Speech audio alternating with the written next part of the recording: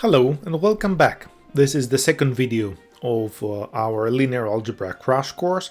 We started with some basic things in the previous video. It was quite lengthy, but at least we covered a wide range of concepts, like we introduced the concept of a vector, a matrix. We defined inner products and norms.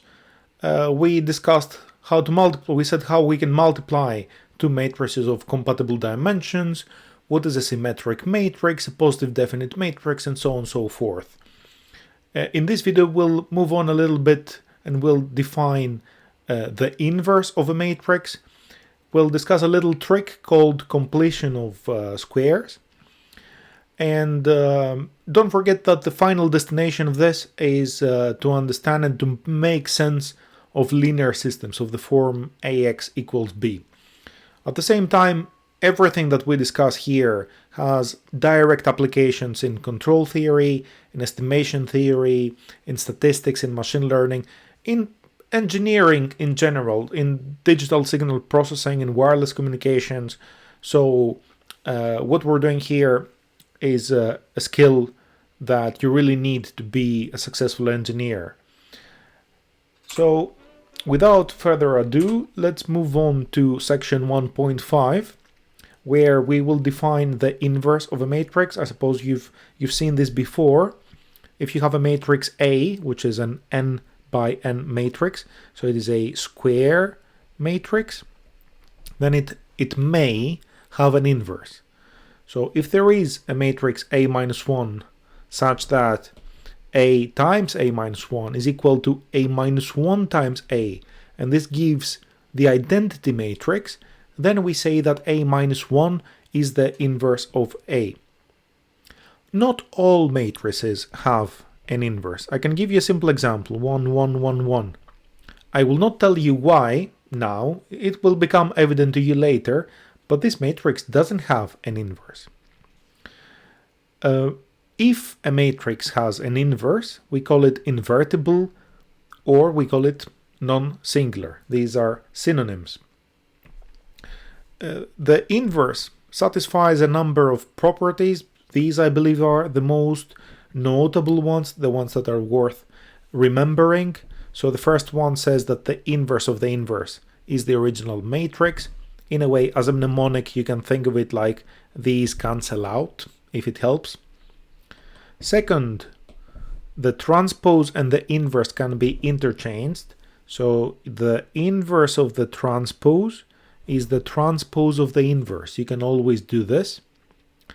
Third, if you have a number C times a matrix A, the inverse of this is simply 1 over C, or C to the minus 1, times the inverse of the matrix.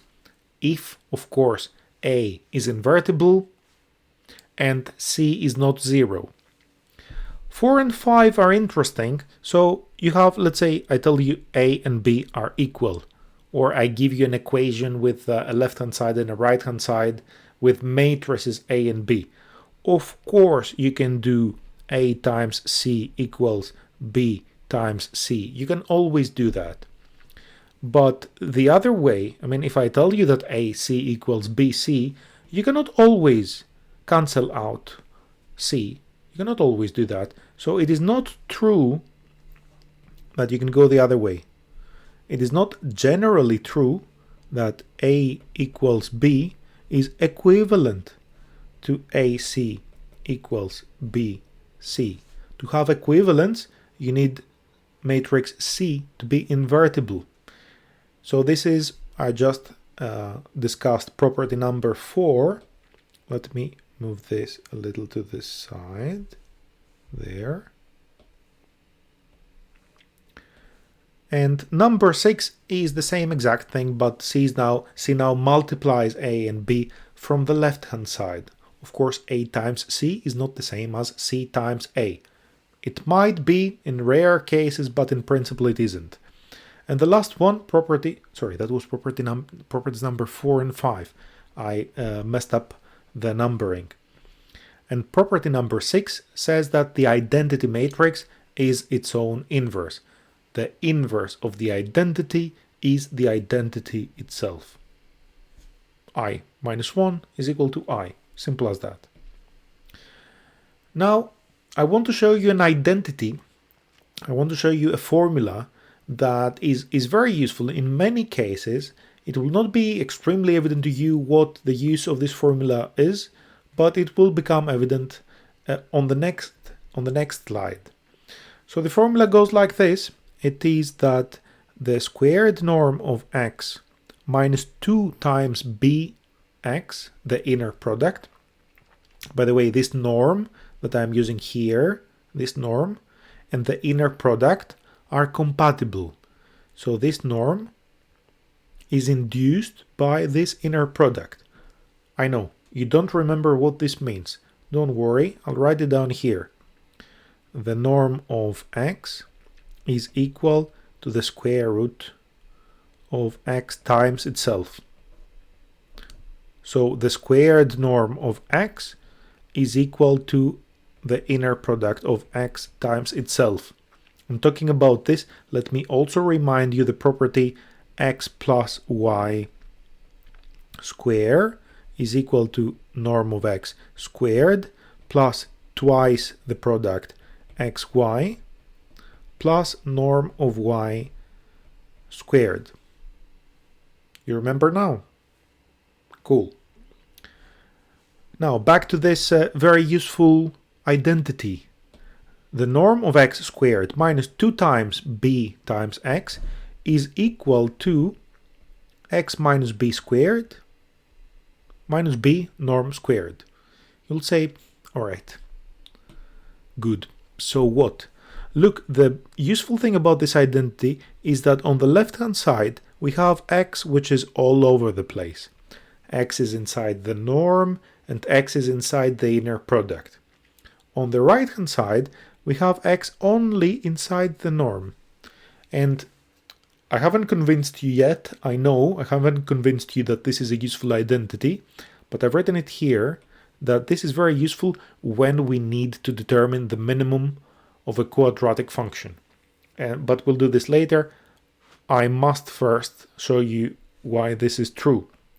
So norm of x squared minus 2b times x, it feels like something is missing, right? And what is missing here is a plus norm of b squared. It is missing so as to make it look like this. Make it look like this down here. And indeed, look now, if we add the norm of b squared and then we subtract the norm of b squared, we have just completed the square. This is called completion of the square. And I've written here, do you remember this identity? X squared minus 2bx plus b squared. Right, this is x minus b squared. And then we have this term minus b squared. And of course, we have to write it here. Let's see now why this identity is useful and how we can use it. Here is an application. We need to determine the minimum of this function. First of all, what type of function is this? It's a function that takes a vector x in Rn. It takes an n-dimensional vector and gives me back a number. F returns a number. Put here x, which is a vector. The squared norm of x is a number. The inner product of two vectors is a number. And 2022 is the year 2022 we're in. It is also a number. Next, we will complete the square here. We will complete this square. And using the identity I showed you before, check the previous slide, this is equal to x minus b squared. And we also have this term here, minus b norm squared. But all that you have here is a constant. Let's call this constant c. C for constant. 2022 minus norm of b squared, whatever this is, it doesn't depend on x. So my function f of x is like that. It is the squared norm of x minus b plus a constant. I don't care about the constant. I know that the squared norm is non-negative. It can be 0, but otherwise it's positive.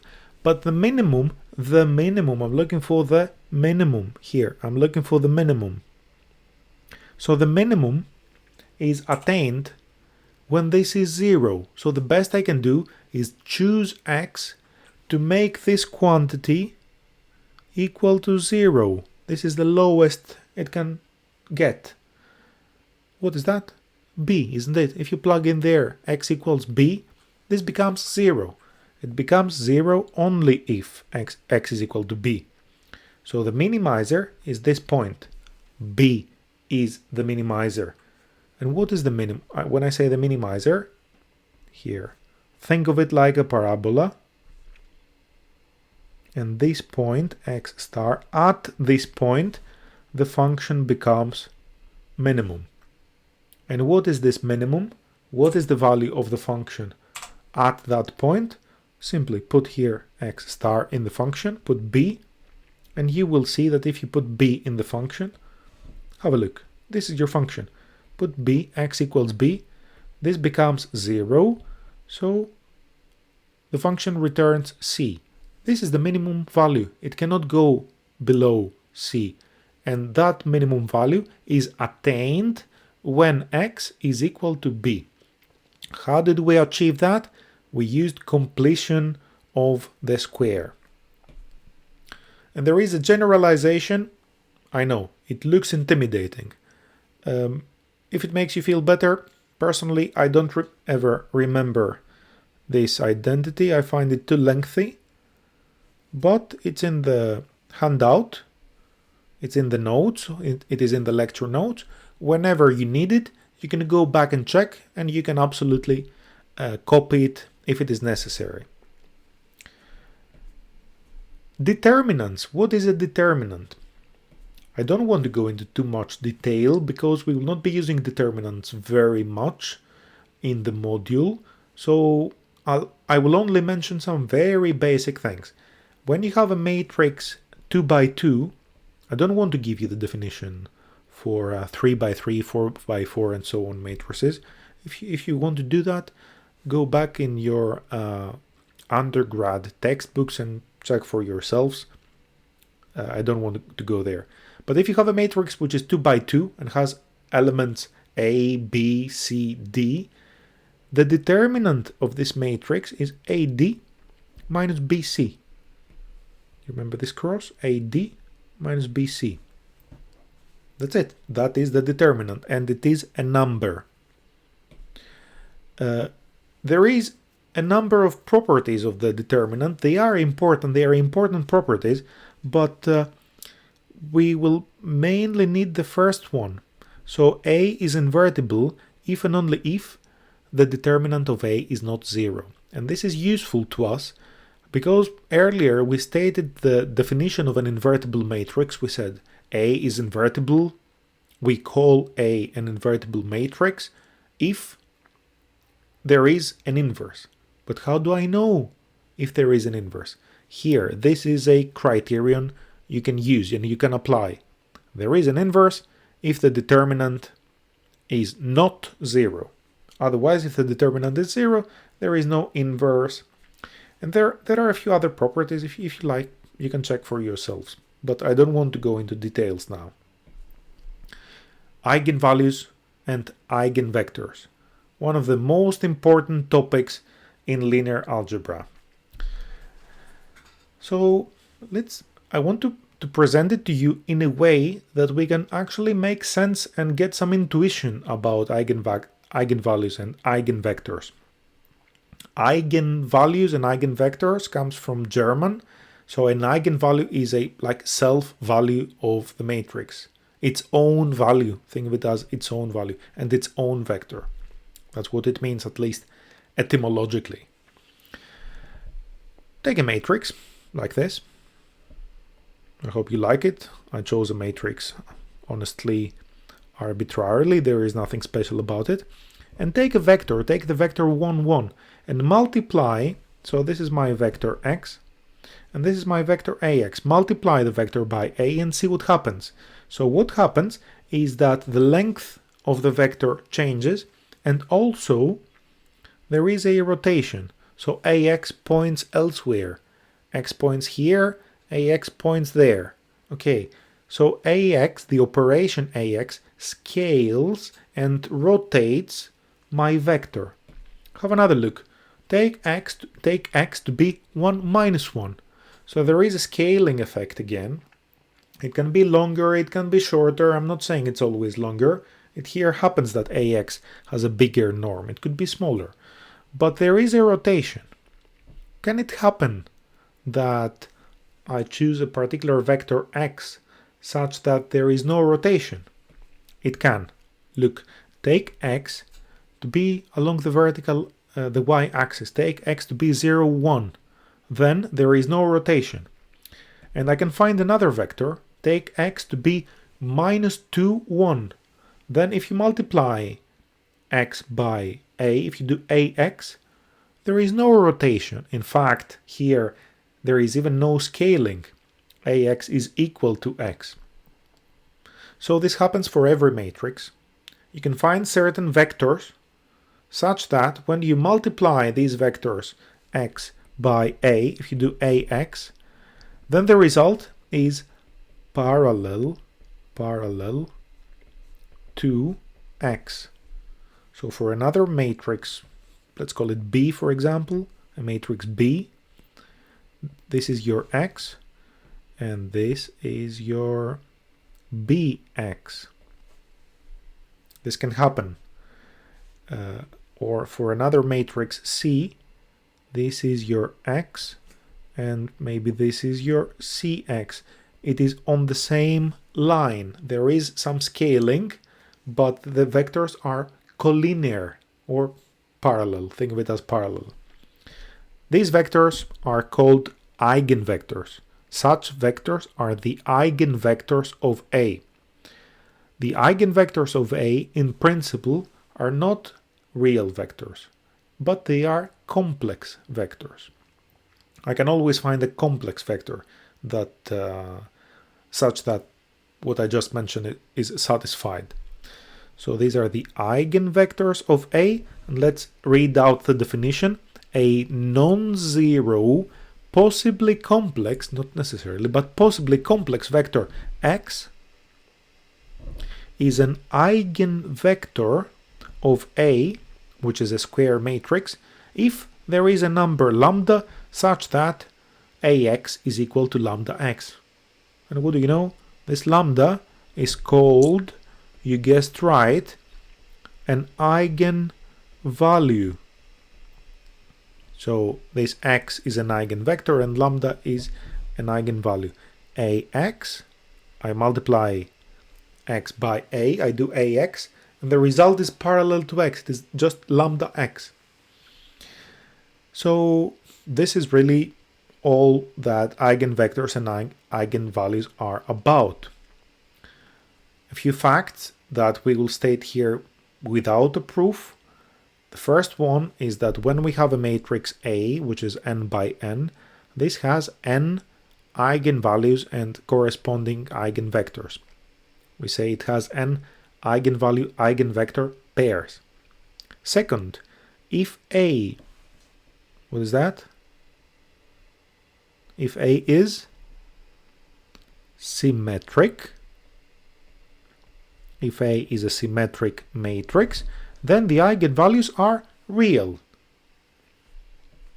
But we will not give a proof. How can we find now such eigenvalue eigenvector pairs? So we said by definition A times V, so let's say that V is an eigenvector and lambda is the corresponding eigenvalue. So we'll be trying now to solve this equation, AV equals lambda V, and find both lambda and V. And by the way, V must not be 0. 0 is not allowed. So move this to the left hand side, and you have AV minus lambda V equals 0, and take V outside as a common factor, and you end up with this. Now what does this mean? This means that this matrix A minus lambda I is singular. Here you must be wondering, why is that? Why is this matrix singular? This is not an obvious thing. That's why I think it's worth to stay here for a moment and prove the following thing. Take a matrix B in general. Okay, this matrix is sorry, just a moment. Take B. I didn't write B is a matrix. And let's say it is square, and there is a vector, let's call it x, in Rn, and x is not equal to 0, such that bx is equal to 0. Well, like here, you know, this is my b and this is my vector. So I want to prove that b is not I want to prove that b is singular. B is not singular. Suppose, however, I'm feeling lucky today, so suppose that I can find a matrix B minus 1 such that B minus 1 B is equal to the identity matrix. And of course, B times B minus 1 is also equal to the identity matrix. I'm just lazy and I didn't write it. Now, B minus 1 Bx is 0. What did I do? I took this equation, Bx is 0, and I multiplied from the left by B minus 1. But B minus 1b is the identity, and this implies that x is equal to 0. So, x is equal to 0, x is equal to 0, and x is not equal to 0. This is absolutely impossible. So, where is the mistake? The mistake is clearly the phrase, suppose that I can find a b minus 1. There is no b minus 1. This matrix is singular.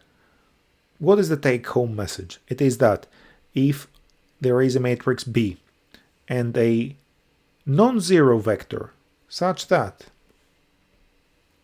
Bx is equal to 0, then my matrix B is singular.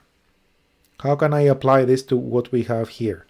We have that I have a vector V, which is not equal to 0. I have my matrix B, I just called it B for brevity. B times V is 0. V is not 0. What is the conclusion? My matrix is singular. My matrix is singular. Give me just 1 second.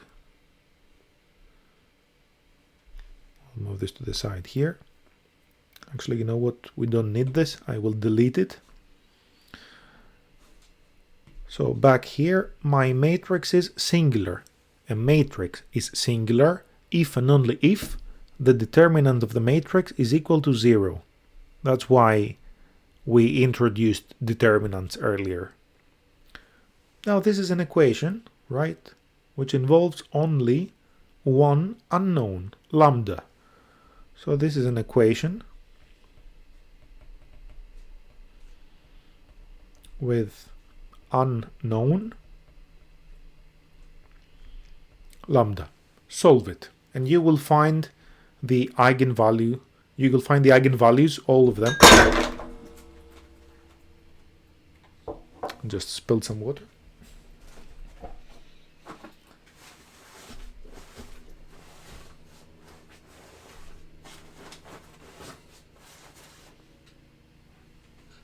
Okay, everything is fine. I'll clean up afterwards. It's not much, thankfully.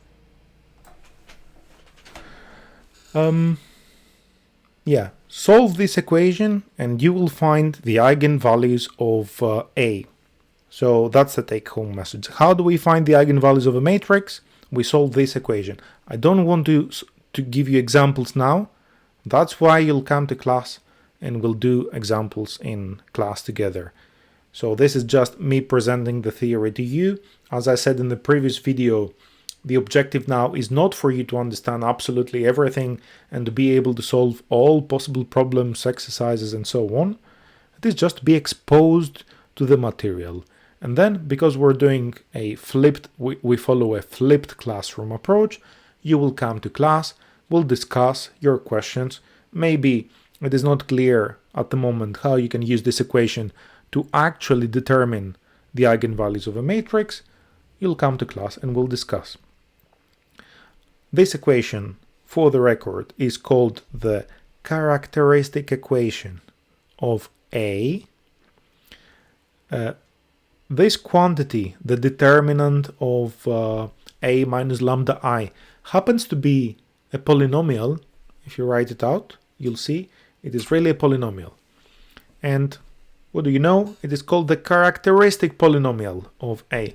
Characteristic equation, characteristic polynomial of A. And it is a monic polynomial. What is a monic polynomial?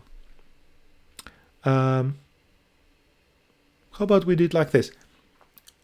I'll give this to you to figure out for yourselves. Go out in the wild, go to the internet and Google, for example, monic polynomial, and you'll find the definition. It's in the handout as well, but just for practice, go and figure this out yourselves.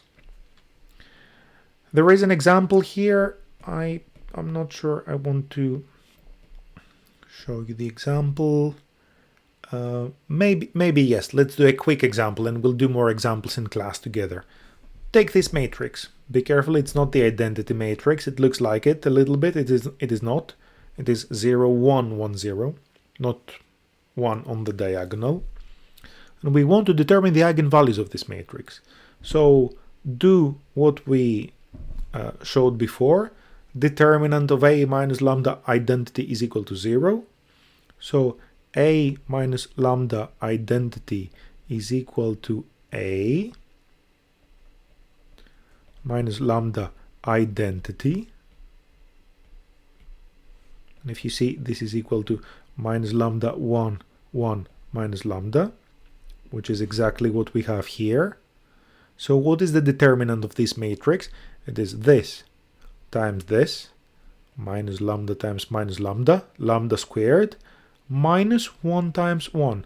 Lambda squared minus 1 is equal to 0, right? How can we solve this equation? It is not a difficult equation. We can solve it, and we can see that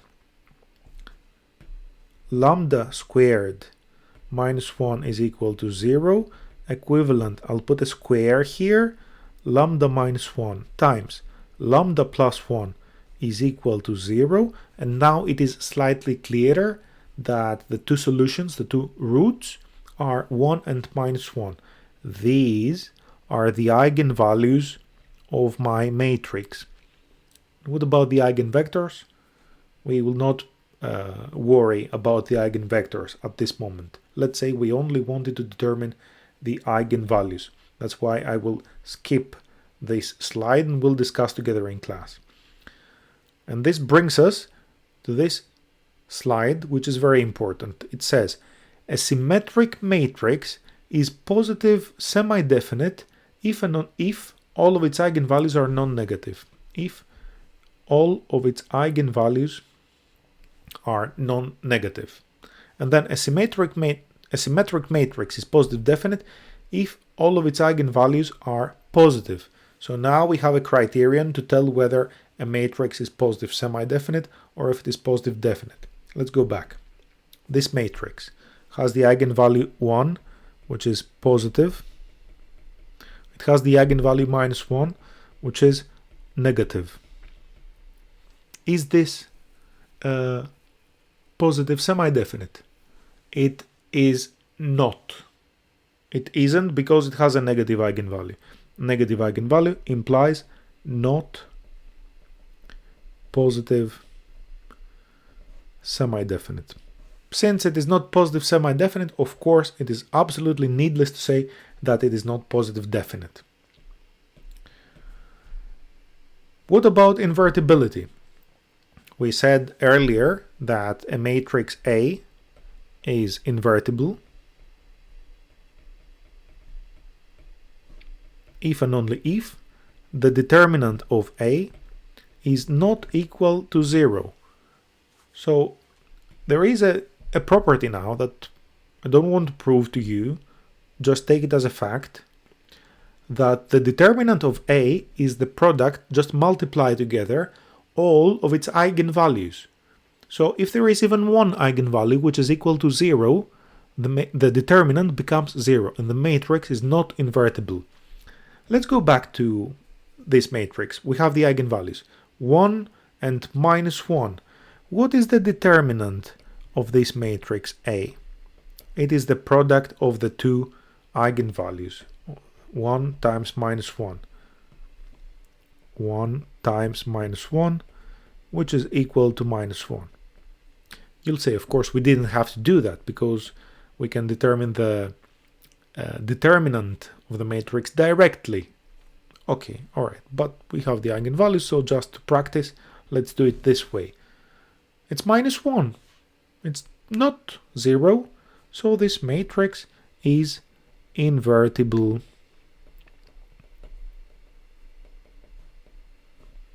It's invertible.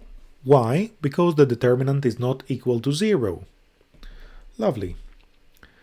A very, very important property. Again, I want just to mention it now. We will use it a lot later in the module, so you don't have to remember it now, but you will have to learn this and remember it later. If you have a matrix Q, which is positive definite, and then you define a norm like this. If you remember, we defined that earlier.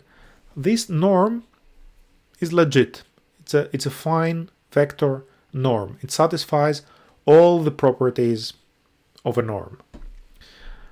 Then Q has real eigenvalues. How do we know? It's symmetric. Symmetric matrices have real eigenvalues. It has real eigenvalues, so let's say that these are lambda 1, lambda 2, lambda 3, up to how many? Lambda n. Since they are real numbers, I can put them in order, like this. There is a smaller one and the biggest one. You might have eigenvalues that coincide, they are equal to one another, but nevertheless you can put them in order. So lambda 1, let's say, is the minimum eigenvalue of Q, and lambda n is the maximum eigenvalue of Q. Then, folks, we have this beautiful property. Have a look. This norm, the Q norm squared, Q norm is this thing, the Q norm, is between lambda minimum of Q times norm of x squared. What norm? This is the regular, standard Euclidean norm. And this is again the Euclidean norm. So again, the Q norm, this peculiar, strange Q norm, is between a number, lambda minimum times norm of x squared, and another number, lambda max times norm of x squared. And this is a very useful property in many applications. When we work, in this module at least, when it comes to working with such norms, and we'll have to be working with such norms, Q norms, where Q is a matrix, very, very often we will have to resort to this inequality. Again, you don't have to necessarily learn this now. I just wanted to show this to you. It will make more sense later, but we'll come back to this several times throughout the module. I don't want us to discuss this now. We will discuss this later in the module.